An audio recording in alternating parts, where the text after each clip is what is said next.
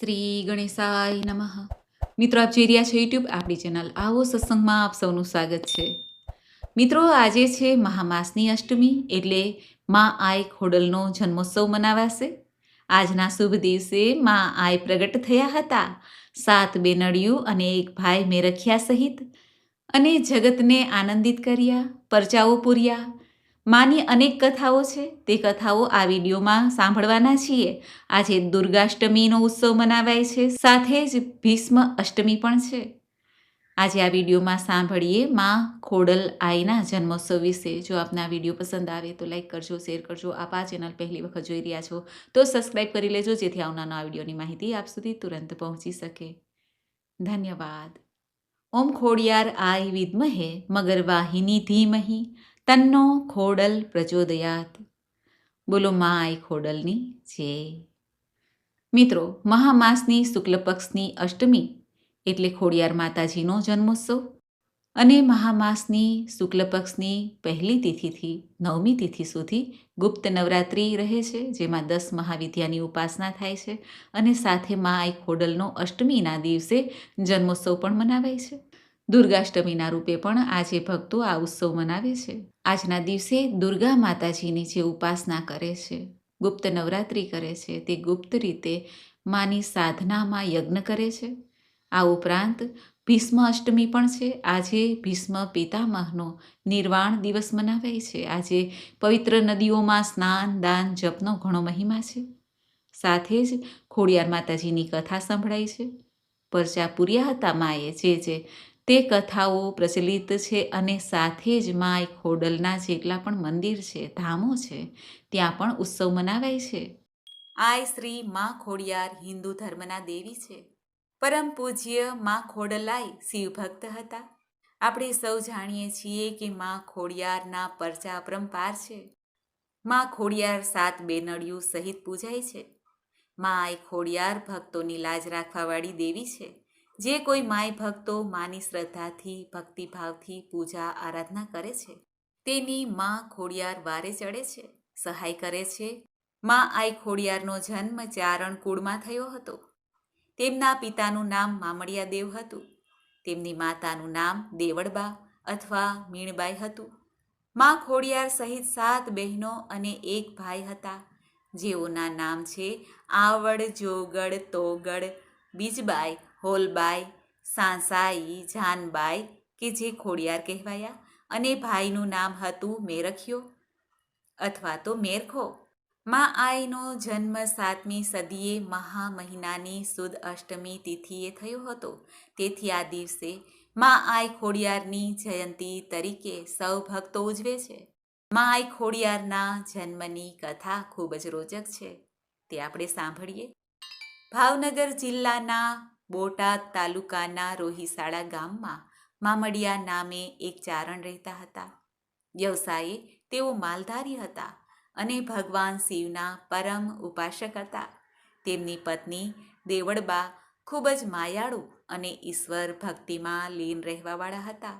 તેઓ માલધારી હોવાથી ઘરમાં દૂજાણાને લીધે લક્ષ્મીની, ધનની કોઈ ખોટ ન હતી, પરંતુ ખોળાનો ખૂંદનાર ન હતો. તેનું દુઃખ દેવળબાને સાલ્યા કરતું હતું.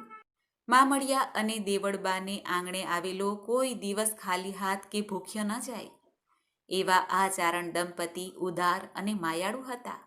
તે સમયમાં ભાવનગર જિલ્લામાં વલ્લભીપુરમાં શિલાઆદિત્ય નામના રાજા રાજ કરતા હતા, જેને મામડિયા ચારણ સાથે ગાઢ મિત્રતા હતી.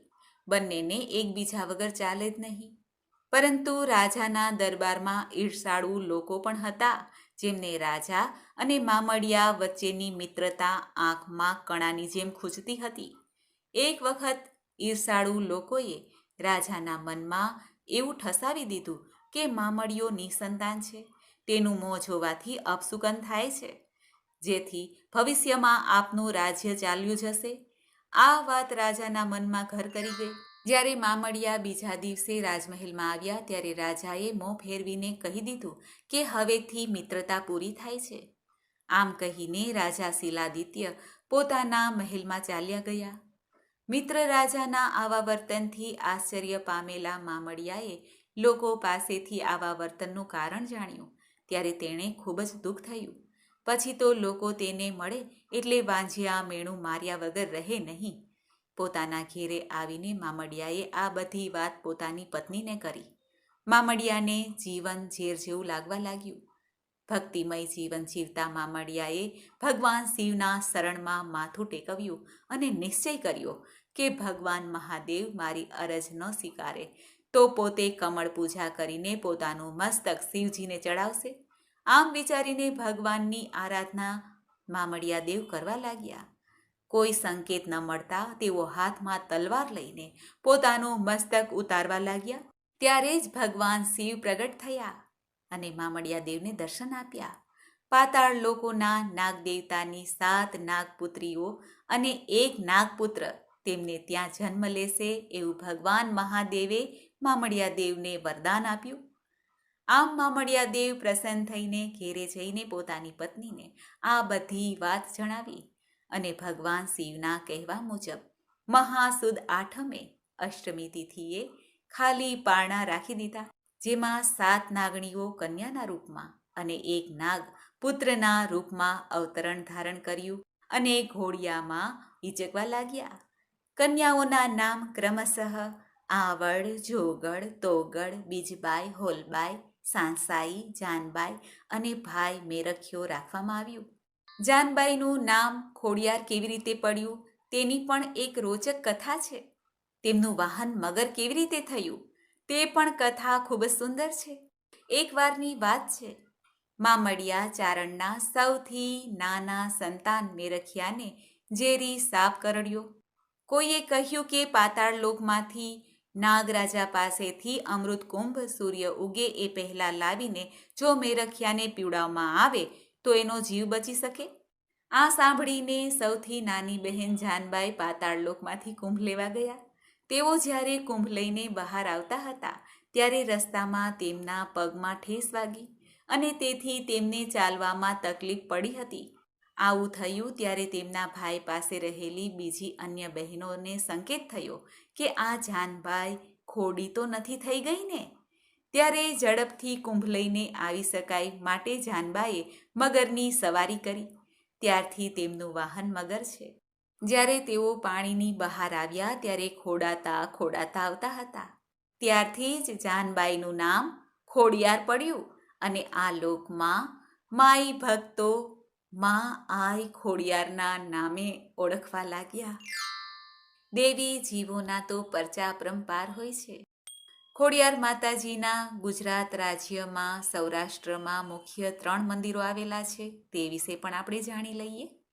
ધારી પાસે ગઢધરા, વાંકાનેર પાસે માટેલ અને ભાવનગર પાસે રાજપરા ખોડિયાર.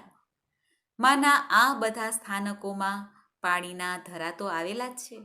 આમાંથી ઘણા સ્થાનકોએ ખોડિયાર જયંતીના દિવસે મેળો પણ ભરાય છે. માના આ 3 સ્થાનકો જે સૌરાષ્ટ્રમાં આવેલા છે તેની કથા પણ ખૂબ જ સુંદર છે. તો આવો મિત્રો આપણે ક્રમશઃ થોડી કથા પણ સાંભળી લઈએ. ગઢધરા ખોડિયારની કથા. કહેવાય છે કે જૂનાગઢના રા નવઘણના માતા સોનલદેને ખોડિયાર માતાજી ઉપર ખૂબ જ શ્રદ્ધા હતી. મા આઈ ખોડલના આશીર્વાદથી જ રા નવઘણનો જન્મ થયો હતો. આમ જૂનાગઢ રાજને ગાદીનો વારસ આપનાર ખોડિયાર માતાજી ત્યારથી જ ચુડાસમા રાજપૂતોના કુળદેવી તરીકે પૂજાવા લાગ્યા માએ ખોડિયાર. ખોડિયાર માતાજીનું પ્રથમ સ્થાનક શત્રુંજી નદીના કાંઠે ગઢધરામાં આવેલું છે, જ્યાં રા નવઘણ પોતાના રસાલા સાથે માતાના દર્શન કરવા આવતા હતા. જ્યારે રા નવઘણ જીભની માનેલી બેનની રક્ષા કરવા માટે વારે ચડ્યા ત્યારે તેનો ઘોડો 200 ફૂટથી નીચે પડ્યો હતો. ત્યારે મા આઈ ખોડલે તેની રક્ષા કરી હતી.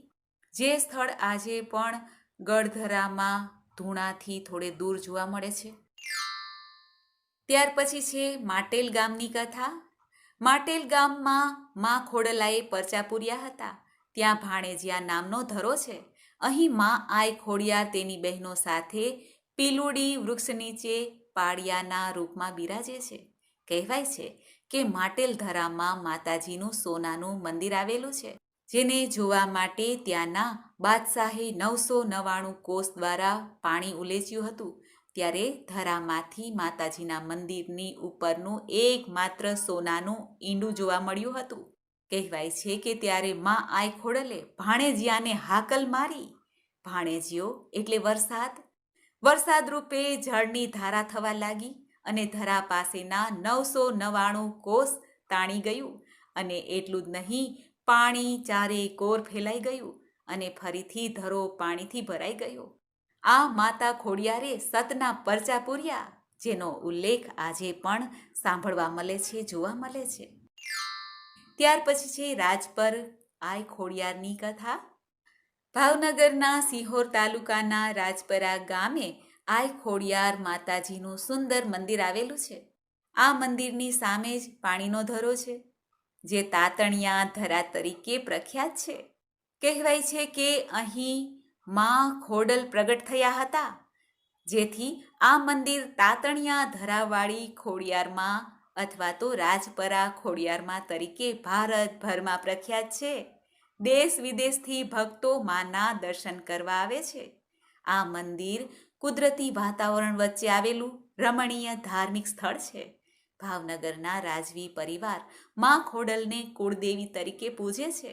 અહીં માય ભક્તો દર રવિવારે, મંગળવારે શક્તિપીઠ સમા તીર્થ સ્થાને માતા ખોડલની કૃપા પ્રાપ્ત કરવા પૂજન અર્ચન પાઠ વિધિ કરે છે. અહીં રાજપરામાં માતા ખોડલ પ્રગટ થયા તે સ્થાન અને જ્યાં માતાજી સમાયા તે નાની ખોડિયાર મંદિરનું સ્થાન પણ આવેલું છે.